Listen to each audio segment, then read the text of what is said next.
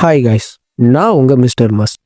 Imagine பண்ணி பாருங்க, நீங்கள் ஒரு அமைதியான டவுனில் இருக்கீங்க. திடீர்னு ஒரு பொண்ணு ரோட்டில் வந்து எந்த மியூசிக்குமே இல்லாமல் டான்ஸ் ஆட ஆரம்பிக்கிறான். முதல்ல அந்த ஊரில் உள்ள எல்லாரும் அவளை பார்த்து சிரிக்கிறாங்க. ஆனால் அவள் ஆடும்போது அவள் முகத்தில் எந்த சந்தோஷமே இல்லையா. அதுக்கு மாறா அவள் முகத்தில் ஒரு வலியும் ஒரு பயமும் தெரிஞ்சிருக்கு. 2 நாள் ஆகுது, 3 நாள் ஆகுது, ஆனால் அந்த டான்ஸ் மட்டும் நிற்கவே இல்லை. அந்த பொண்ணோட 2 பாதத்துல இருந்தும் ரத்தம் வர ஆரம்பிக்குது. 1 வாரம் கழிச்சு அவளோட சேர்ந்து 30 பேர் டான்ஸ் ஆட ஆரம்பிக்கிறாங்க. அதுக்கப்புறம் 1 மாசம் கழிச்சு 30 400 மாறுது. இதை கேட்கும்போது ஏதோ ஹாரர் மூவி பார்க்குற மாதிரியே இருக்குதுல்ல. சரியா 500 வருஷத்துக்கு முன்னாடி ஈரோப்பில் நடந்த ஒரு உண்மையான சம்பவத்தை தான் இன்னைக்கு நம்ம சேனல்ல பார்க்க போறோம். இந்த டான்சிங் பிளேகோட டார்க் ஹிஸ்டரியை டீட்டெயில்டாக பார்க்க போறோம். ஸ்கிப் பண்ணாம பாருங்க. ஜூலை 1518 பிரான்ஸ்ல இருக்கிற ஒரு ஸ்ட்ரெஸ்பர்க் நகரத்துல ஃப்ரோ டிராஃபின்னு கூப்பிடுற ஒரு பொண்ணு ரோட்ல வந்து பைத்தியம் மாதிரி டான்ஸ் ஆட ஆரம்பிக்கிறான். அந்த பொண்ணோட ஹஸ்பண்ட் அண்ட் ஃபேமிலிஸ் தடுத்து நிறுத்த பாக்குறாங்க.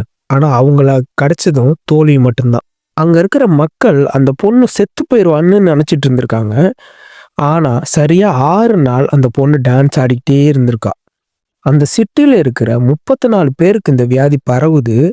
இந்த வியாதியை யாராச்சும் தொடுறதுனால பரவுதா, இல்லை காத்துல பரவுதா, இல்லை அங்க இருக்கிற யாருக்குமே அதை பத்தி எதுவுமே தெரியல.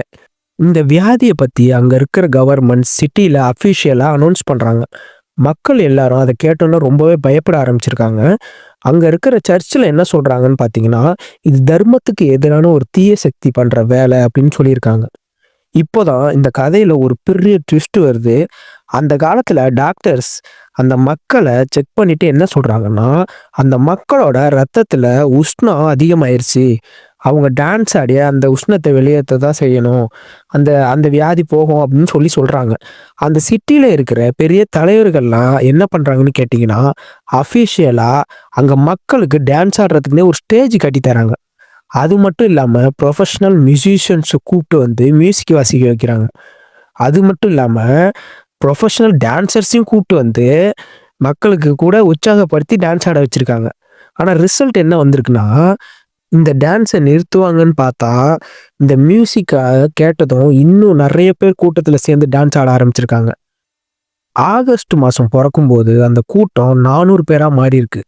அங்க சம்மர் வெயில்ல சரியான சாப்பாடு இல்லாம, சரியான தூக்கம் இல்லாம அங்க இருக்கிற மக்கள் ஹார்ட் அட்டாக் வந்து விழுகுறாங்க. சில பேர் கால் எலும்பு முறிஞ்சி கீழே விழ வரைக்கும் டான்ஸ் ஆடிட்டே இருந்திருக்காங்க. ஒரு நாளைக்கு சரியா 15 பேர் செத்து போயிருக்காங்க. அந்த காலத்துல இருக்கிற நோட்ஸ்ல இதை வந்து எழுதி வச்சிருக்கிறாங்க.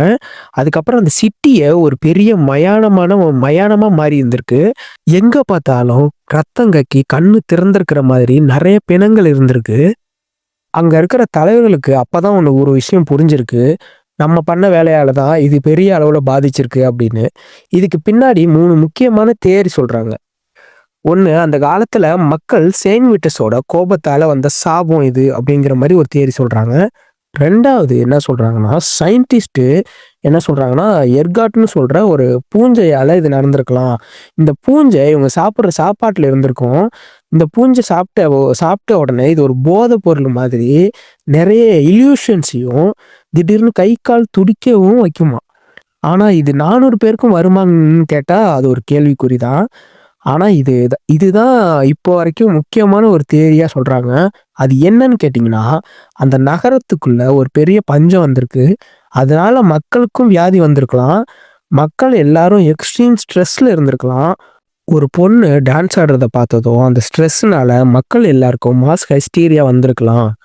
செப்டம்பர் மாதம் வந்ததும் திடீர்னு இந்த வியாதி எல்லாமே நின்று போயிருக்கு. அந்த கூட்டத்தில் செத்தவங்க போக மிச்சம் இருந்தவங்க ஒரு மலை மேலே இருக்கிற பாதுகாப்பான இடத்துக்கு அழைச்சிட்டு போயிருக்காங்க. அந்த மக்கள் எப்படி அந்த டான்ஸை நிறுத்தினாங்கன்னு யாருக்குமே தெரியல. ஹிஸ்ட்ரியில் இப்போ வரைக்கும் அந்த டான்சிங் பிளேக் ஆஃப் 1518 ஒரு நம்ப முடியாத மிஸ்ட்ரியாக தான் இருக்கு. நீங்க என்ன நினைக்கிறீங்க? இது ஃபங்கஸா இல்லை மக்களோட மனசு பண்ண வேலையா? கமெண்ட்ல சொல்லுங்க மறக்காம. இந்த வீடியோ உங்களுக்கு பிடிச்சிருந்தா லைக் பண்ணி மிஸ்டர் மேக்ஸ் தமிழ் சேனலுக்கு சப்ஸ்கிரைப் பண்ணுங்க. பாய்.